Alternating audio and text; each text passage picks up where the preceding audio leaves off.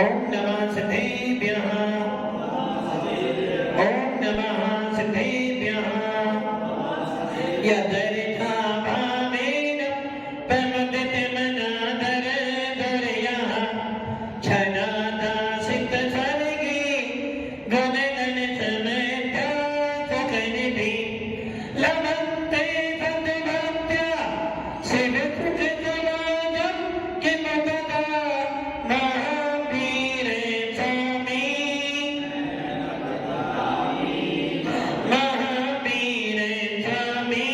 नयन पथगामी भगत में महावीर स्वामी नयन पथगामी भगत में गुरुवः पथलो नित्यं ज्ञान दर्शन दायिका चारित्राणां गंभीरा पहुँचे मगोपदेशिका पंच परमेश्वरी भगवान जी की एक राधिनाथ भगवान की अंतिम संसपति भगवान महावीर स्वामी की आचार्य श्री कुंद भगवंत की आचार्य श्री विमल सागर जी महाराज की आचार्य गुरुदेव सनमती सागर जी महाराज की 3 करोड़ मणिरथों की द्वादशांजनवाणी कुली परम पूज्य निमित्त तपस्वी अध्यात्म की आचार्य भगवंत श्री सुंदर सागर जी महामुनिराज की समस्त आचार्य संघ की भव्य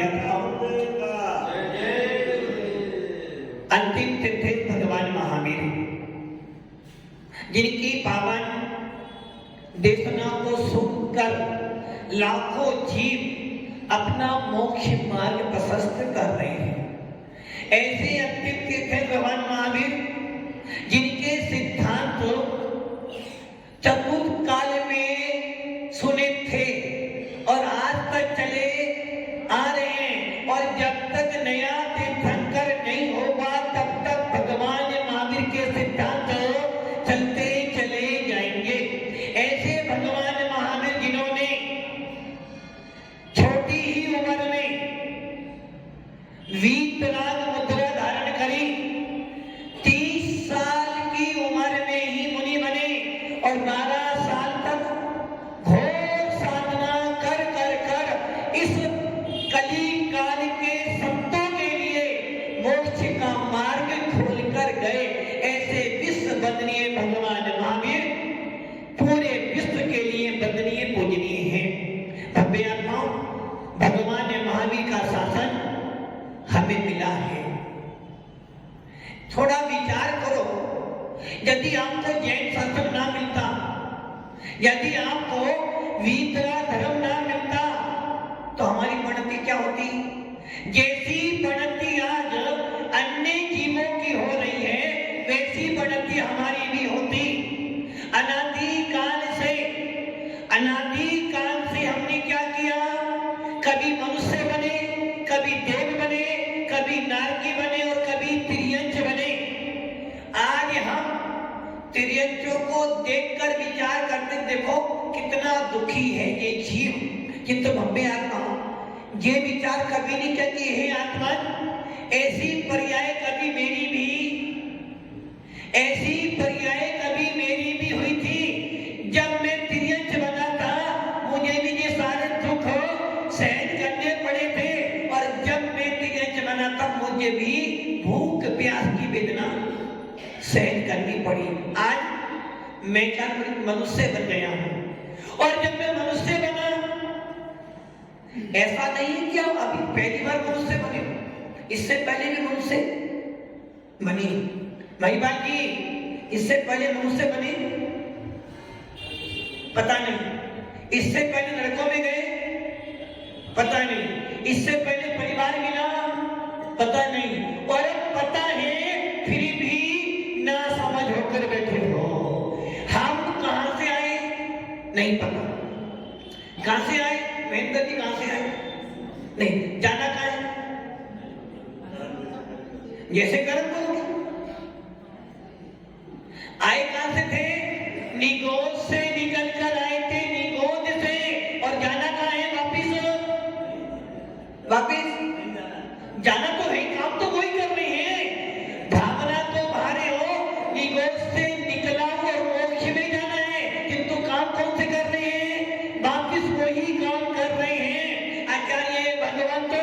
नेमीचंद जी सिद्धांत चक्रवर्ती सिद्धांत में कह रहे हैं। और 6 डाला जब पढ़ते हो तो उसमें आते ना पंक्ति, काल अनंत निजोज मजार विद्यो एक इंद्रिय तन धन। निगोद में अनंत काल बिताया, क्या बन के रहे? एक इंद्रिय वनस्पति बनकर रहे। अनंत काल बिताया निगोदिया जीव के काल में, और उस काल में हमारे पास ना तेल मिले, ना गुरु मिले, ना साथ मिले, ना मन मिला, पड़े रहे उस निगोद में अनंत काल तक। और उस निगोद से निकलकर आ भी गए, कोई पुण्य कर्म के वजह से काल नब्दी के कारण निकल के आ तो गए। कितने समय के लिए? मात्र 2000 सागर के लिए। कितने सागर के लिए? 2000 सागर के लिए मिली है तरस पर्याय। कितने समय के लिए? कमले की 2000 सागर के लिए। और उस तरस पर्याय में 2 इंद्री, 3 इंद्री, चतुर इंद्री, 5 इंद्री में नारकी, मनुष्य, देव और 3 पर्याय मिलेगी। अब मान लो 2000 सागर का ये मेरा अंतिम भाव हो। कौन सा भाव? अंतिम भाव, सुगम सागर की अंतिम भाव। यदि ये मेरा अंतिम भाव हुआ और मैंने यदि कर्मों को नष्ट कर कर मोक्ष प्राप्त नहीं किया तो वापिस गो टू पवेलियन। कहां जाने पड़े? वापिस निगोद में। और फिर बाकी निगोद में जाके क्या करोगे? एक ही श्वास में अत्यंत सेवा जन्म्यो मरियो मरियो दुखवा निश्चि भूमि जल पावक भयो तबन प्रत्येक मन से पति। अब आप ये सोच लो कि आप प्रियन को देखकर विचार करते हो कि बेचारा है, किंतु हे आत्मान, हे ज्ञानी, ये तो सोच, तो भी तो बेचारा ही है। तेरी भी तो यही दशा हो रही थी, पहले थी और अब तू ये प्रयास कर रहा है। बड़े भाग्य से, बड़े पुण्य से, बड़े साथी से, पुण्य से क्या मिल गया? वीतरागी धर्म, वीतराग शासन मिल गया। सवेरे आंख खुलती है तो नमोकार मंत्र बोलते हैं, और जब शाम को आंख बंद करते हैं तो नमोकार मंत्र बोलते हैं। सवेरे सवेरे मंदिर आते हैं तो वीतरागी भगवान मिल जाते हैं, और जब कभी किसी गुरु का समागम मिलता है तो गिनवानी सुनने को मिल जाती है। और इतना सब करने के बाद भी अपने भगवान आत्मा का बोध नहीं हुआ तो समझना गो टू पवेलियन, वापिस निगोद में। इसलिए पूज्य पास स्वामी कह रहे हैं, क्या कह रहे भैया? इष्टोपदेशो। तो ये इष्ट क्या है? कसाई, राग देश, मेरा मेरा, तेरा मेरा। हमारा जीवन, हमारा पूरा दिन किस में जा रहा है? कसाइयों में जा रहा है, राग देश में जा रहा है, मोह में जा रहा है। ये मेरा, ये मेरा, ये मेरा। अरे भैया, ये नरभव इसलिए नहीं मिला है। ये नरभव किस लिए मिला है? इष्ट को जानो, इष्ट का उपदेश सुनो, और इस उपदेश सुनकर इष्ट को प्राप्त कर लो। इष्ट क्या है? संयतों से पूछो, त्यागी व्यक्तियों से पूछो, तेरे लिए इष्ट क्या? वो ये कहेगा, भाई मेरे लिए इष्ट एक ही क्या है कि मेरे भावों की शुद्धि बनी रहे, मेरी कसाए मंद हो जाए, और मेरे अंदर भी भगवान बना प्रकट। आपके लिए इष्ट क्या है? कमल जी,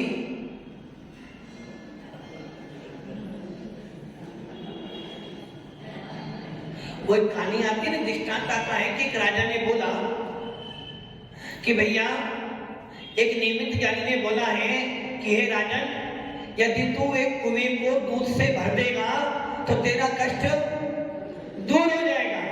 राजा ने आदेश दे दिया कि पूरे नगर वासियों को एक एक लोटा दूध कुएं में डालना है। और ये बात हमारे ट्रस्टी महोदय महेंद्र जी ने सुन ली। महेंद्र जी ने सुना भाई 1 लीटर कोई में दूध डालना है, यदि मैं नहीं डालूंगा तो वही बात डाल देगा।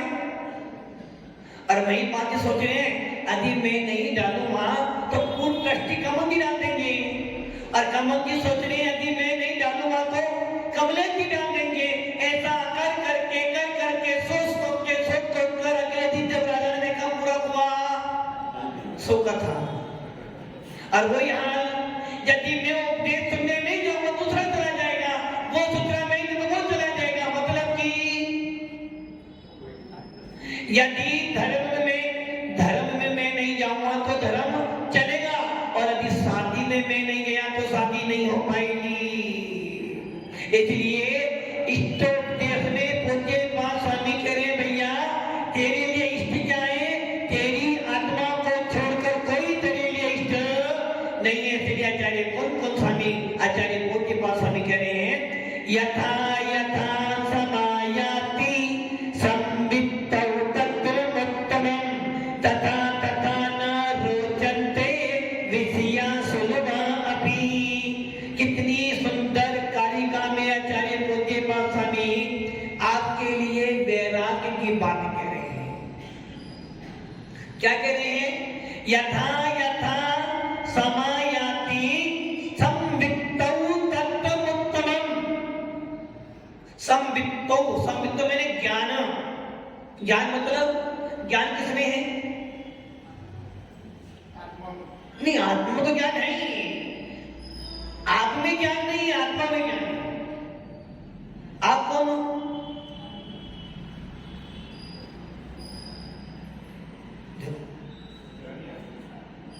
कौन हो? क्या कह रहे महेंद्र? कह रहे कौन है महेंद्र? क्या अभी तो मनुष्य है और कल भगवान बन जाएंगे। मतलब कि ज्ञान आत्मा में होता है, आत्मा में ज्ञान है, ज्ञान में आत्मा है, आत्मा ज्ञान से अलग नहीं। और जिस दिन आत्मा ज्ञान से अलग हो जाएगी, जिस दिन आत्मा ज्ञान से अलग हो जाएगी उस दिन आत्मा अचेतन हो जाएगी और ज्ञान भी अचेतन। पानी में से शीतलता नष्ट कर दें तो पानी पीने से प्यास नहीं बुझेगी। पानी को गर्म कर लें और गर्मी में गरम पानी पिए तो प्यास गर्मी के अंदर गरम पानी पिए तो प्यास बुझेगी नहीं, और ठंडी में कूल पानी पिए तो गला अच्छा हो जाएगा। उल्टा हो गया ना महाराज जी। गर्मी में ठंडा कूल पिए तो आत्मा में भगवान दिखेगा, और गर्मी के सर्दी के अंदर गरम पिए तो आत्मा में केवल ज्ञान प्रकट हो जाएगा। अरे भैया पानी को तुमने गर्म किया और जब पानी पियोगे तो मुझे जलेगा, प्यास बुझेगी नहीं बुझेगी? कैसे मुझे गर्म पानी पीने से प्यास बुझते फिर क्या करेगा बेटा? अरे भैया जल के अंदर शीतलता गुण है, इसलिए पानी कितना भी गर्म कर लेना वो तो प्यास तो बुझाएगा। गर्म पानी साधु संत गर्म पानी पीते हैं, और जब गर्मी के मौसम में हो या सर्दी हो गर्म पानी पीते हैं तो गर्म पानी पीने से क्या होता है? प्यास मिट जाती है, क्योंकि पानी के अंदर जल के अंदर शीतल गुण है। यदि शीतल गुण हो जाएगा तो गर्म पानी आपकी प्यास वैसे ही आत्मा में क्या ज्ञान है? प्रैक्टिकल कर रहे हो, सुना सुनाई दे रहे हो? आत्मा में ज्ञान है, किसी ने बोला?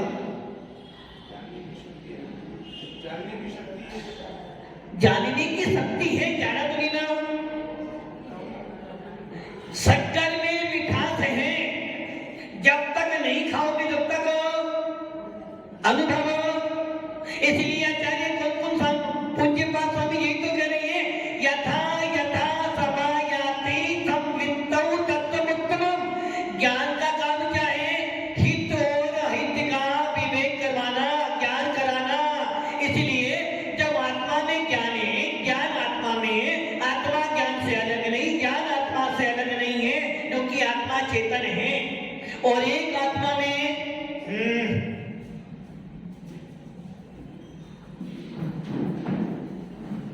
एक आत्मा में अनंत गुण होते हैं। एक गुण ज्ञान गुण है, एक गुण चेतन गुण है, एक गुण आनंद गुण है। इसलिए अति आत्मा में अज्ञान गुण है, तो ज्ञान गुण का काम क्या है? जानना। इसलिए मैं कौन हूं? जायक, जानने वाला कौन है? मैं। और इसके माध्यम से जनता ज्ञान गुण से। इसलिए आत्मा ज्ञान है, ज्ञान आत्मा है। यदि आत्मा से ज्ञान अलग हो जाएगा तो ज्ञान अचेतन हो जाएगा। जिस प्रकार पानी को गर्म करने के बाद भी पानी प्यास हो जाता है, क्योंकि पानी में शीतलता है, वैसे ही आत्मा में क्या है? उपयोग यहां लगा। आत्मा में ज्ञान है, और जब तक आत्मा में ज्ञान है तब तक आत्मा जायक स्वभावी है। इसलिए पूज्य पाद स्वामी कह रहे हैं, यथा यथा समायाति संवित्तौ तत्त्वम् उत्तमम्। जैसे जैसे ज्ञान में, कौन से ज्ञान में? आप सबके पास ज्ञान है। कौन सा ज्ञान? केवल ज्ञान, नीचे वाला मने परे ज्ञान, अवधि ज्ञान, व्यवहारिक ज्ञान। ये कौन सा ज्ञान है भैया? हमारे आचार्यों ने तो भाई ज्ञान के 5 ही भेद बताए हैं: मति ज्ञान, श्रुति ज्ञान, अवधि ज्ञान, मने परे ज्ञान, केवल ज्ञान। व्यवहारिक ज्ञान, व्यवहारिक ज्ञान तो हम तो अच्छा भैया बांसवाड़ा है, नए नए शास्त्र आविष्कार हो रहे, नए नए लोग पैदा हो रहे, तो नए नए शास्त्र बन जाएंगे। और पूर्ण दृष्टि ने बनाया तो मानना पड़ेगा कि हाँ भाई व्यवहारिक ज्ञान भी होता है। नहीं, महाराज जी तो वही है जो पहले थे। महाराज जी तो वही है जो पहले थे। मतलब कि ज्ञान 5 प्रकार का होता है: मति ज्ञान, श्रुति ज्ञान, अवधि ज्ञान, मने परे ज्ञान और केवल ज्ञान। इनमें से आपके पास केवल ज्ञान है। आपके मति ज्ञान, श्रुति ज्ञान है।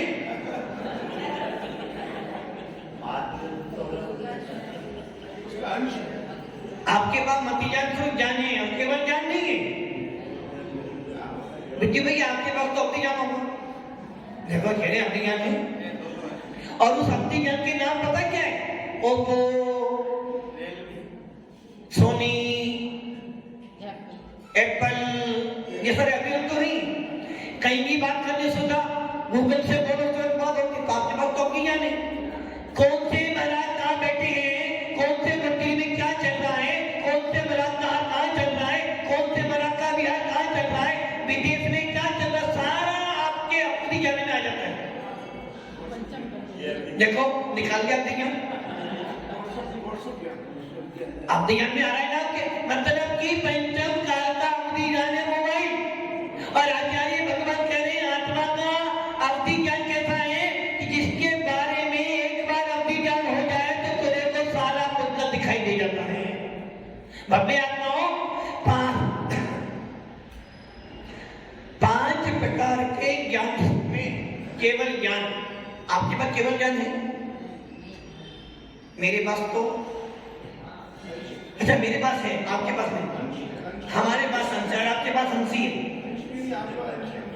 अरे भाई, प्रत्येक आत्मा में केवल ज्ञान की ज्योति है। प्रत्येक आत्मा के अंदर केवल ज्ञान उत्पन्न करने की योग्यता है। प्रत्येक आत्मा में ज्ञान गुण की शुद्ध पर्याय विद्यमान है। बस इतना है, जब तक कर्मों का आवरण पड़ा है वो प्रकट नहीं हो पा रही। इसलिए तुम भी केवल ज्ञानी बन सकते हो नहीं। कौन बन सकता? नहीं, हम तो बनेंगे। अरे मेरे पास तो भी केवल ज्ञान है, हमारे पास, इनके पास पोषने पर, अरे भाई कपड़े वालों के पास केवल जन कैसे हो सकता है? भविष्य में बने, हमारे पास तो वर्तमान में भी है, दूध में घी है, वर्तमान में है वर्तमान में शक्ति तो वैसे ही प्रत्येक आत्मा में, बोले वो नारकी हो, त्रियो जो देव हो, मनुष्य, हर चीज के अंदर केवल ज्ञान की शक्ति तो हर आत्मा के अंदर बैठी है। इसलिए कपड़े वाला हो, बिना कपड़े वाला हो, पशु हो, त्रियो जो देव हो, नारकी हो, एक इंद्री हो, सबके अंदर केवल ज्ञान की योग्यता शक्ति है, उपादान है, मात्र अपने पुरुषार्थ से उसे प्रकट।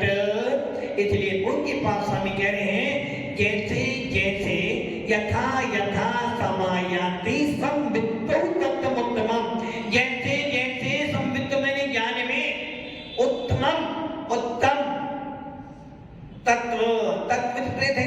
7, जीव, अजीव, आश्रम, बंध, संवर, निद्रा और मोक्ष।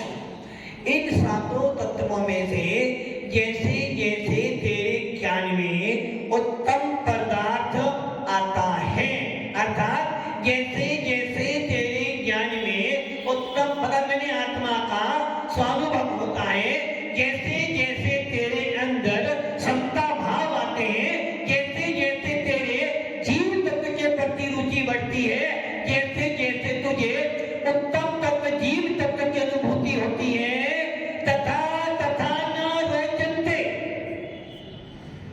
तथा तथा न रोचन्ते विषया सुलभा अपि। जब एक बच्चा, एक छात्र, एक स्टूडेंट पढ़ता है और उसे मालूम है मेरा 2 दिन बाद पेपर है, अब उसके सामने घर में टीवी भी चल रहा है, रेडियो भी चल रहा है, सारी अच्छे अच्छे भोजन भी रखे, किंतु उसका मन कहां पे लगा हुआ है? कहां पर? कहां पर?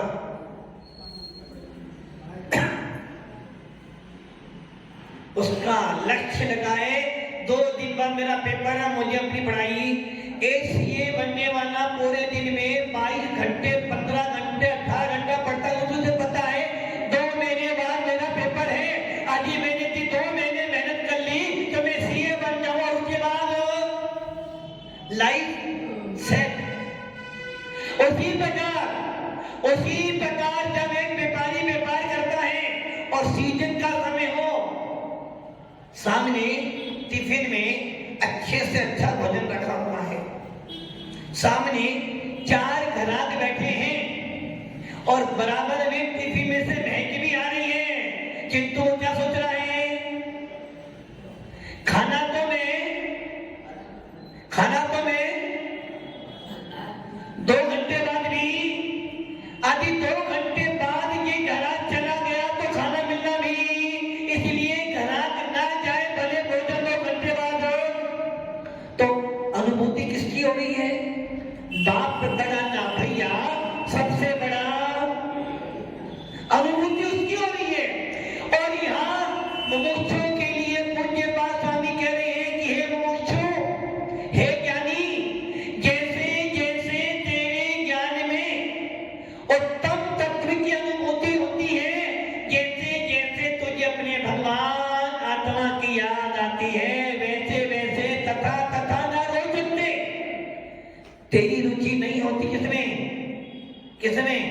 तथा तथा न रोचन्ते विषया सुलभा अपि, सरलता से बिना पुरुषार्थ किए, अयानाथ सामने तेरे 500 इंद्रियों के बहुत बड़े हैं, कि तो जब तुझे आत्मा का बोध हो जाता है, जब तुझे भेद विज्ञान हो जाता है, तो तुझे वो भी रुचि कर। अब आप ये सोच लो, वस्तु का त्याग 2 प्रकार से होता है। एक त्याग तो आपने कसाई भाव से किया और एक त्याग आपने ज्ञान की अनुभूति से किया। बताओ श्रेष्ठ कौन सा है?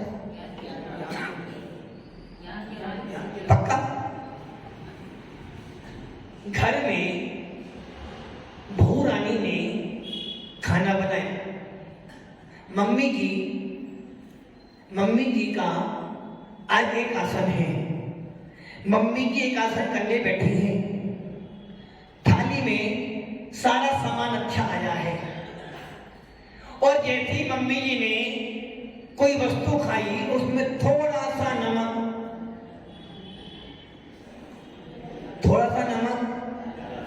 नहीं, ज्यादा की बात, थोड़ा सा नमक कम था। मम्मी जी का क्या हो गया? Power, high power. अब मम्मी जी कह रही देख लिया, पता था बहू को मुझे एक आसन करना, फिर भी बहू ने जानबूझकर, सही है ना, मम्मी जी ने जगह जानबूझकर बहू ने नमक कम डाला ताकि मम्मी जी का एक आसन बिगड़ जाए।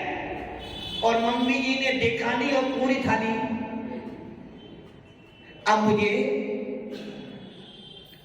नहीं खाना, बताओ वो एक आसन खिलाएगा? त्याग करना, त्याग। और एक मम्मी जी ने खाना बनाया और बहू रानी का कल का उपवास था। मम्मी जी ने खाना परोसा और खाने में थोड़ा सा नमक ज्यादा था। बहू ने एक गिलास रखा, नमक ज्यादा है, कल का उपवास था और उसे पता है कि उपवास कब होता है? जब कसाईयों की मंदता की जाए। उपवास का होता है कसाईयों की मंदता और आत्मा का समीप जाना।